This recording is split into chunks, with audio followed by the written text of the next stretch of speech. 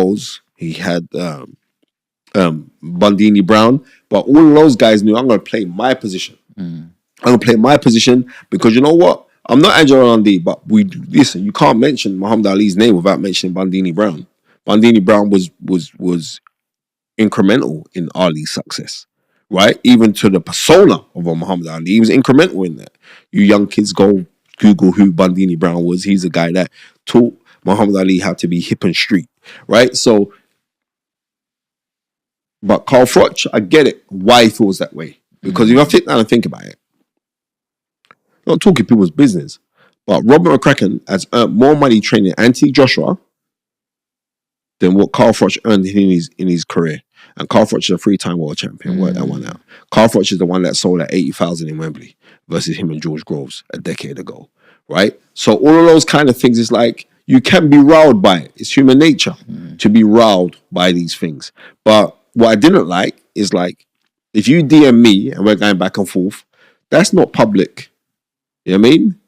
That's not public because it's called a direct message. Yeah. So if I send a direct, I'm not directly sending it to the rest of the world. Yeah. I'm directly sending it to you, Sean. So on those kind of things, I didn't like that. But Carl Froch is very clever because he knows I can do this kind of thing. It's going to keep me relevant. And I can also play the lines because a lot of people ain't too sure about Anthony Joshua anymore. A lot of people are like, ooh, this Anthony Joshua, and a lot of people turned on Anthony Joshua. A lot of people turned on him when he was at the Black Lives Matter march, right?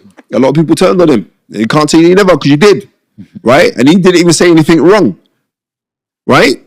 So, like I said, on many things, that's interpretation. What happens at ringside? Carl Froch is there, and Joshua's looking across to him and saying, well, "You've been talking about me." No, nothing is going to happen at all. Do you know why? Because this is why I rate Anthony Joshua. Because Anthony Joshua has sacrificed himself on the public platform by not being rolled, not being the street thug, not being NLZ, being corporate Anthony Joshua. And it's paid for him, right? He hasn't Uncle Tom, he hasn't cooned it, but he's played it safe, right? Not being over opinionated, not being, you get what I'm trying to say? He's done that. How can I knock a man for that? Anthony Joshua, did they say he's worth 200 million? So I can't knock you for that. Not only that, but he's he's making really, really smart investments right now, right? I can't say nothing to him. And I also got props what he's doing. He started off this ACE thing, African Caribbean Exchange. Him, Michael Jarman, and what's it? Kane Kawasaki. They started this thing to push unity within the African diaspora. I've got to rate you for that because I was wondering like, and you're doing what you doing, bro? You should be, and like, no. So therefore, if he saw Carl Froch ringside, Anthony Joshua knows, look, Anthony Joshua, bro. You know what I mean? I am Anthony Joshua, right? And that's the truth. But one thing I do know about Carl Froch, he's comfortable within his own skin. He likes when people talk shit about him. It doesn't bother him. But we'll see.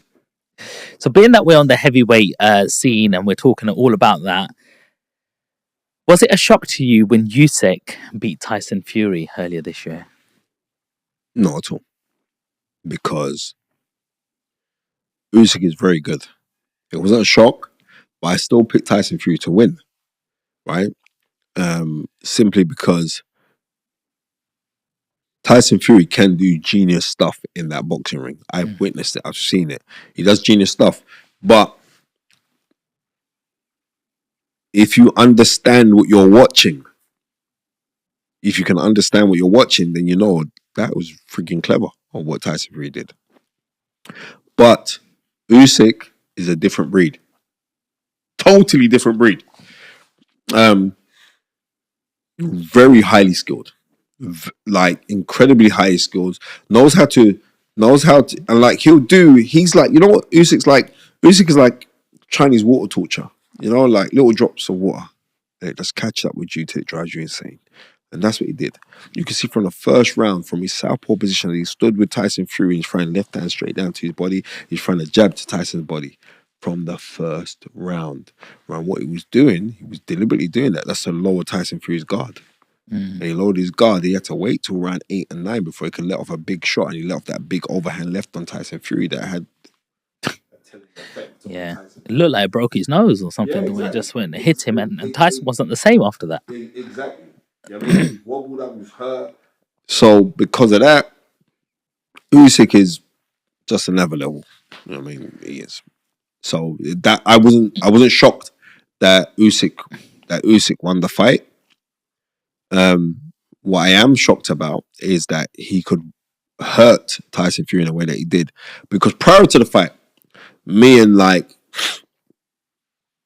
Tony Bombabellu, we speak regularly. Tony's my guy. Big shout out to Tony. Lovely, lovely man. Right? And I said, Tony, how do you see this? I'm telling you, Spence, he's gonna do Tyson.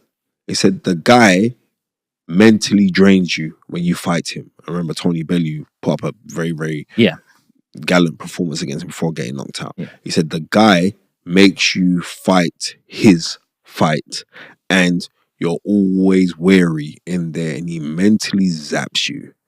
And so said, so done, come fight time, what happened? You know what I mean? He got to Tyson Fury. And that's Tyson Fury. But then also, then when I'm looking at it, I'm saying, you know what? Those 3 fights that Tyson Fury had with Deontay Wilder had to have had some effect on you. Right? Similar to when Muhammad Ali fought Joe Frazier 3 times. Those fights took an effect on you. Right? It did. It took an effect on both men. More so Ali, but it took an effect on you.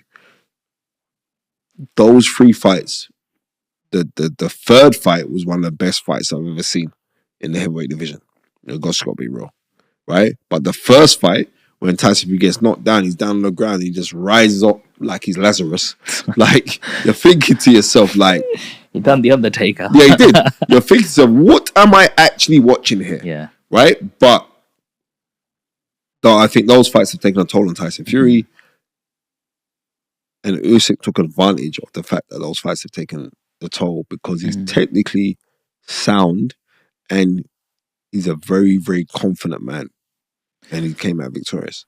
The way I've sort of also looked at it is Usyk seems like a man of discipline. It looks like he lives that life in and out of the ring. He's always training hard. He's went to the army. He doesn't look like, he's abusing his body. Where I feel when Tyson's out of camp, he doesn't sometimes live that lifestyle. What you see in the media. Listen. People are talking about the recent video. That's what you're talking about. Where you see him drunk out of the when he's drunk on the street. Yeah, that's one of them. But sometimes you do see him out of shape as well. He does balloon up a little bit. Yeah, but it's not like Tyson Fury.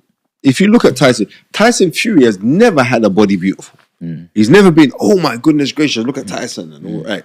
And remember, it's the next thing that people seem to forget. Like, and I know you love your boxing, so you say Terence Crawford's one of the best fighters in the world, right? Yeah. You're like, he's fantastic, right? Top 3, easily, right? Tyson Fury, when he was in his hiatus, right? Or when he's saying the drinking, the drugs, and like the manic depression and being bipolar and everything else, and he decided to make a comeback. When Tyson Fury decided to make his comeback, he lost Terence Crawford in body weight. Let that sink in. He lost Terence Crawford in body weight to come back and fight. And then he fought 2 men that you wouldn't even hire for sparring. And then he fights Deontay Wilder, and he beat Deontay Wilder, but they called it a draw. All the credit in the world should be given to Tyson Fury. I think what people need to recognize, right, and forget about the amount of money that Tyson's got and all the rest of it. I think things are about championing life, right? And if Tyson Fury just to stop for a second and just say, you know what, I came back from when I was on the brink and I became world heavyweight champion and lineal heavyweight champion, right? Then you got to give yourself a pat on the back and say, don't be so hard on yourself. So when you say you seem out of shape or you seem drunk, I don't smoke, I don't drink. And that's not only because of religious purposes, but I just don't, right?